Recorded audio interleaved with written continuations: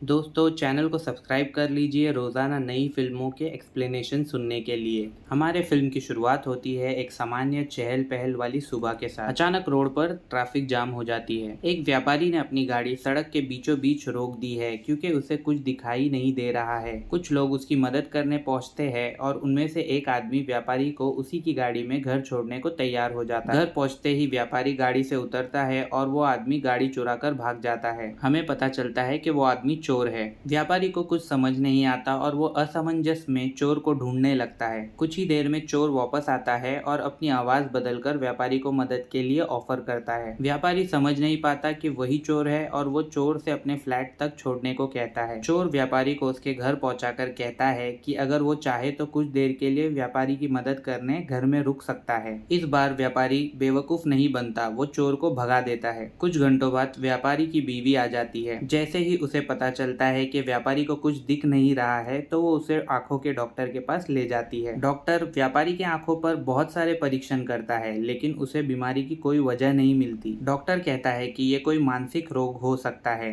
और उन्हें किसी बड़े हॉस्पिटल में जाकर और भी परीक्षण करने होंगे। हालांकि डॉक्टर ने ऐसा केस पहले कभी नहीं देखा है। उनके जाने के बाद डॉक्टर अपने दूसरे मरीजों का चेकअप करता है। उनमें एक बच्चा है, एक काले चश्मे वाली औरत है और एक आदमी है जिसकी आंखों पे पट्टी लगी है। उतने में चोर को दिखाया जाता है जो कि पुलिस से बचने की पूरी कोशिश कर रहा है। वो गाड़ी को रुका देता है क्योंकि अब उसे भी दिखना बंद हो चुका है। वो पुलिस से मदद मांगता है तो ऑफिसर उसे उसके पुराने घर ले जाता है। उसकी बीवी चोर को घर के अंदर नहीं लेती क्योंकि उनका तलाक हो चुका है। फिर दिखाया गया है कि काले चश्मे वाली महिला एक होटल जाती है। बारटेंडर से एक ड्रिंक लेकर वो अपने ग्राहक से मिलने होटल के कमरे में जाती है। इससे समझ में आता है कि वो एक वेश्या है। अपने ग्राहक को सर्विस देते समय उसकी भी आंखों की रोशनी सफेद हो जाती है। फिर दिखाया गया है कि डॉक्टर अपने घर पहुंचता है और उसकी प्यारी बीवी डिनर के साथ उसका इंतजार कर रही होती है। अगली सुबह जब डॉक्टर उठता है तो अब उसे भी दिखाई देना बंद हो गया है। डॉक्टर हॉस्पिटल फोन करके इस फैलते हुए संक्रमण की चेतावनी देता है। शुरुआत में दिखाया छोटा बच्चा भी अब देख नहीं पा रहा। पूरे शहर में तेजी से लोग अंधे होने लग रहे हैं। घाई गड़बड़ी में गवर्नमेंट बीमारी को रोकने की कोशिश करती है। डॉक्टर के ऑफिस को बंद कर दिया जाता है और डॉक्टर को एक बिल्डिंग में लोगों से अलग कर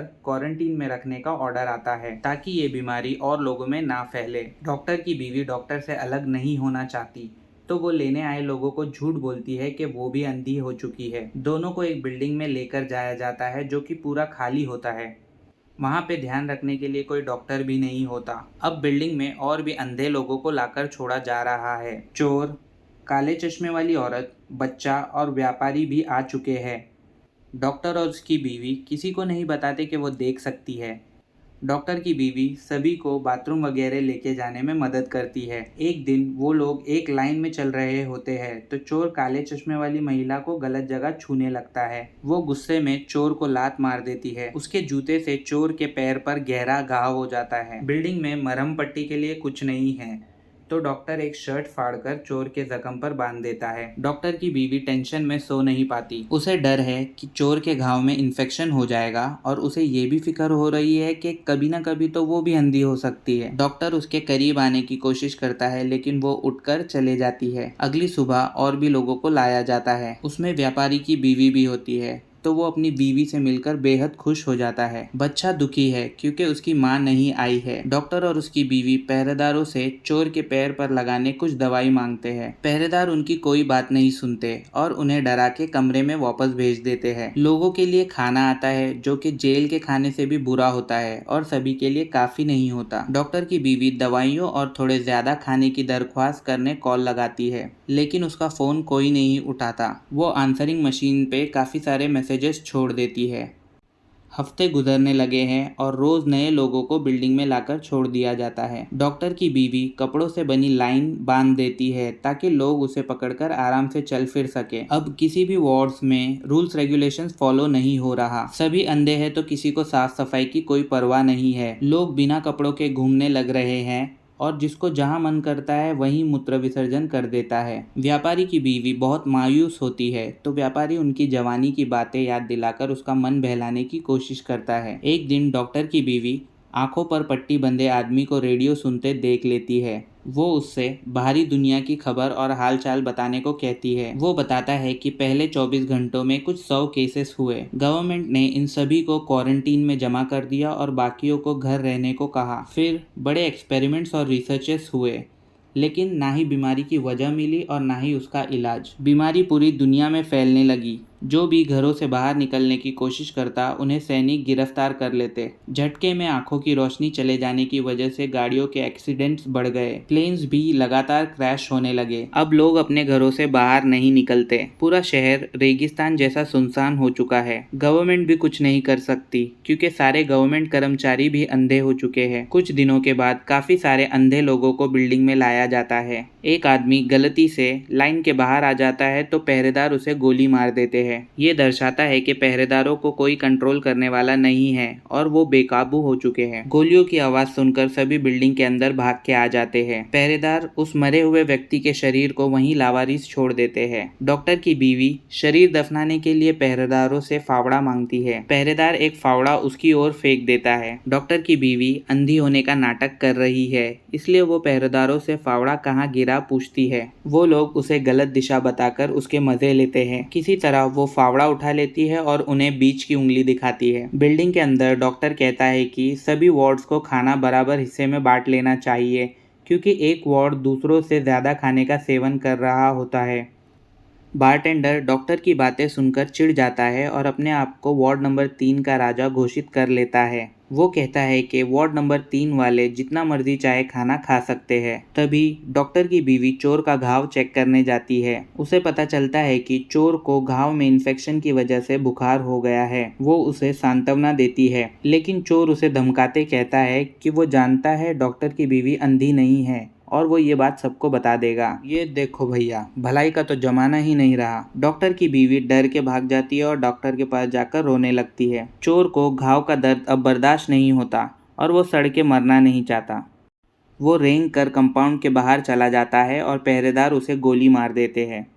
डॉक्टर और उसकी बीवी की आपस में नहीं बन रही है। बढ़ते टेंशन के चलते दोनों भी एक दूसरे से लड़ने लगे हैं। कुछ देर बाद बारटेंडर वार्ड नंबर 3 में रह रहे अकाउंटेंट के मदद से बिल्डिंग में एडमिन ऑफिस ढूंढ लेता है। अकाउंटेंट जन्म से ही अंधा था, इसलिए अंधों वाली जिंदगी जीना उसके लिए कोई मुश्किल बात नहीं है। बारटेंडर लाउडस्पीकर में अनाउंस करता है कि आज से वो बिल्डिंग का राजा है। उसका पहला आदेश होता है कि अब से लोगों को खाने के लिए पैसे देने होंगे। ये बात किसी को ठीक नहीं लगती और सब खाने के लिए आपस में भिड़ने लगते हैं। तभी बारटेंडर एक बंदूक निकालकर हवा में गोली चला देता है। असल में उसने ये बंदूक अपने घर से लाया था और अभी तक छुपा रखा था। वो सभी को अपने वार्ड्स में वापस जाने को कहता है। बारटेंडर खाने के स्टोर रूम पर कब्जा कर लेता है। वो लोगों से कहता है कि अगर किसी ने चोरी का सोचा भी तो वो उसे जान से मार देगा। कोई बारटेंडर से लड़ने का साहस नहीं करता क्योंकि उसके पास बंदूक है। डॉक्टर की बीवी अपने वार्ड के सभी लोगों से उनकी कीमती वस्तुएं जमा करने लगती है ताकि वो लोग खाना खरीद सके। कोई गहने देता है तो कोई उसे महंगी घड़ी देता है। उसे एक कैंची मिलती है तो वो अपने पास रख लेती है। छोटे बच्चे के पास देने के लिए कुछ नहीं होता तो काले चश्मे वाली महिला कहती है कि वो उसके लिए भी खाना खरीद लेगी। खाने के स्टोरेज में लाए हुए गहनों को अकाउंटेंट सिर्फ हाथ लगाकर पता कर लेता है कि उसकी अंदाजन कीमत क्या होगी, चाहे कोई गहना कितना भी महंगा हो। बारटेंडर सभी वार्ड वालों को बस कुछ ही खाने का डिब्बा देता है। सभी आधे पेट खाने पर जिंदा है। डॉक्टर ये सब देख बहुत उदास रहने लगता है। वो लोगों की मदद नहीं कर पा रहा, इस बात का उसे बड़ा दुख है। काले चश्मे वाली महिला डॉक्टर को समझाती है कि वो बारटेंडर का कुछ नहीं बिगाड़ सकता क्योंकि उसके पास बंदूक है। बात करते करते दोनों काफी करीब आ जाते हैं और वो जमीन पर ही करना शुरू कर देते हैं। डॉक्टर की बीवी उन्हें करते देख लेती है, लेकिन वो बात को बढ़ाना नहीं चाहती। वो काले चश्मे वाली महिला को बता देती है कि वो देख सकती है और उसने उन्हें करते देख लिया है। डॉक्टर की बीवी उसे शर्मिंदा भी करती है। एक हफ्ता बीत गया है और अब किसी के पास बारटेंडर से खरीदने के लिए कोई कीमती सामान नहीं बचा है। बारटेंडर कहता है कि अब खाना सिर्फ उसी वार्ड को मिलेगा जिस वार्ड की लड़कियां और महिलाएं बारटेंडर और उसके दोस्तों के साथ सोएंगे और उनका मन बहलाएंगे। ये सुनकर डॉक्टर की बीवी बाहर जाकर पहरेदारों से पूछती है कि वो लोग खाने का राशन कब देंगे। पहरेदार कहता है कि सारा राशन अंदर भेजा जा चुका है और उन्हें उसी में एडजस्ट करना होगा। वार्ड नंबर 1 में सभी बहस कर रहे हैं कि अब खाने के बारे में क्या किया जाए। सभी पुरुष कहते हैं कि लड़कियों को जाकर बारटेंडर को खुश करना चाहिए। डॉक्टर कहता है कि कोई लड़कियों को जाने के लिए दबाव नहीं डालेगा। जो अपनी मर्जी से जाना चाहती है वो जा सकती है और उनके बारे में कोई गलत भी नहीं बोलेगा। आखिरकार एक लड़की जाने को मान जाती है। उसे देख डॉक्टर की बीवी, काले चश्मे वाली औरत और अन्य महिलाएं भी मान जाते हैं। व्यापारी अपनी बीवी को जाने से सख्त मना कर देता है, लेकिन वो कहती है कि दूसरों की मदद के लिए उसे भी जाना ही होगा और वो भी लड़कियों के साथ चली जाती है। अकाउंटेंट तैयार महिलाओं को स्टोर रूम में लेकर चला जाता है। महिलाओं के जिंदगी की ये सबसे बेकार रात साबित होती है। बारटेंडर के दोस्त सिर्फ मजे नहीं ले रहे होते बल्कि बुरी तरह मारपीट भी कर रहे होते हैं। वो बिल्कुल वैशी हो चुके हैं। उनकी हरकतों से एक महिला मर ही जाती है। लड़कियां वापस आकर किसी को जाके खाना लेकर आने को कहते हैं क्योंकि इन लोगों ने मरी हुई लड़की की लाश उठा लाए हैं। अकाउंटेंट दूसरे वार्ड्स में भी जाके पूछता है कि वो खाने के बदले लड़कियों का सौदा करने को तैयार है क्या। वार्ड नंबर 2 वाले भी मान जाते हैं। अकाउंटेंट इतना बेशर्म होता है कि वो वार्ड नंबर 1 की लड़कियों को अच्छे काम की बधाई देता है। उन्हें पता ही नहीं होता कि घायल लड़की मर चुकी है। जब डॉक्टर की बीवी अकाउंटेंट को लड़की की मौत के बारे में बताती है तो उसकी बोलती ही बंद हो जाती है। गुस्से से भरी डॉक्टर की बीवी कैंची लेकर स्टोर रूम चले जाती है। वहाँ सभी वार्ड नंबर 2 की लड़कियों के साथ मजे मार रहे होते हैं, इसलिए उनका ध्यान नहीं होता। डॉक्टर की बीवी क्रूरता से बारटेंडर को कैंची घोंप के मार देती है और लड़कियों को वहाँ से बाहर निकालने लगती है। अकाउंटेंट को एहसास होता है कि बारटेंडर मारा गया है तो वो उसकी बंदूक लेकर गोलियां चलाने लगता है। एक भी गोली निशाने पर नहीं लगती। बाहर निकलते समय डॉक्टर की बीवी चिल्लाकर बोलती है कि अगर उन्होंने खाना लोगों में नहीं बांटा तो वो और भी दरिंदों को मार डालेगी। डॉक्टर समझ जाता है कि अब बिल्डिंग में जंग होगी।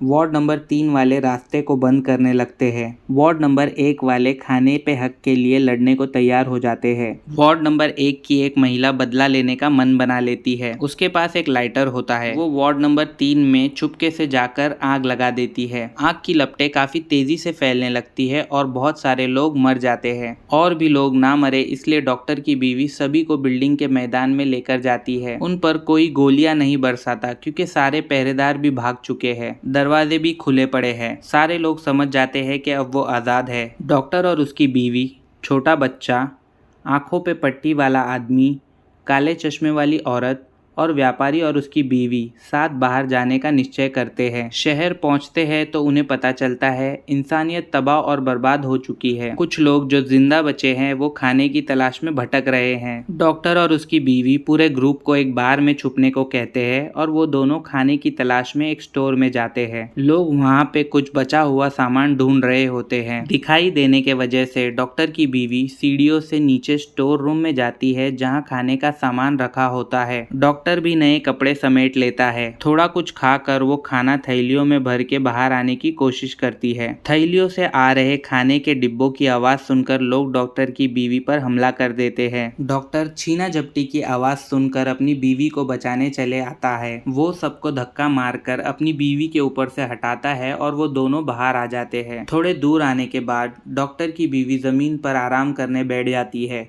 और डॉक्टर ने जो कपड़े निकाल रखे थे वो लेने वापस जाता है। तभी एक प्यारा सा कुत्ता आकर डॉक्टर की बीवी से दोस्ती कर लेता है। अचानक जोर से बारिश शुरू हो जाती है तो डॉक्टर की बीवी कुत्ते को लेकर एक चर्च में चली जाती है और वहीं पर डॉक्टर के आने का इंतजार करती है। बाहर कुछ लोग बारिश के पानी को जमा कर रहे हैं तो कुछ लोग सिर्फ नहा रहे हैं। डॉक्टर कपड़े लेकर आता है और दोनों उनके ग्रुप के पास जाने लगते हैं। ग्रुप वाले लाया हुआ खाना खाते हैं और रात को बार में ही आराम फरमाते हैं। सुबह होते ही ये लोग डॉक्टर और उसकी बीवी के घर के तरफ निकल पड़ते हैं। डॉक्टर और उसकी बीवी ने ग्रुप को उनके साथ आकर रहने का निमंत्रण दिया है। डॉक्टर की बीवी की दिशा दिखाने के वजह से सभी लोग काम और साफ सफाई में थोड़ा बहुत हाथ बटा देते हैं। व्यापारी की बीवी भी मायूसी से बाहर आती है और व्यापारी से अच्छा बर्ताव करने लगती है। डॉक्टर और उसकी बीवी के रिश्ते में भी सुधार आने लगता है और वो दोनों फिर से करीब आ जाते हैं। कुछ हफ्तों बाद सभी नाश्ते की तैयारी कर रहे होते हैं तो अचानक व्यापारी खुशी से शोर मचाने लगता है। उसका अंधापन जा चुका है और वो अब पहले की तरह देखने लग रहा है। सभी खुश हो जाते हैं। उन्हें समझ आता है कि उनका शरीर बीमारी से लड़ने में सक्षम हो चुका है। ये अंधापन अंधापन बस कुछ ही समय के लिए था और भविष्य में उनकी आंखों की रोशनी भी वापस लौट सकती है। तो दोस्तों, इस फिल्म से हमें ये सीखने को मिलता है कि आदमी चाहे अंधा ही क्यों ना हो जाए, उसकी हवस बरकरार रहेगी। Thank you so much for watching. Subscribe.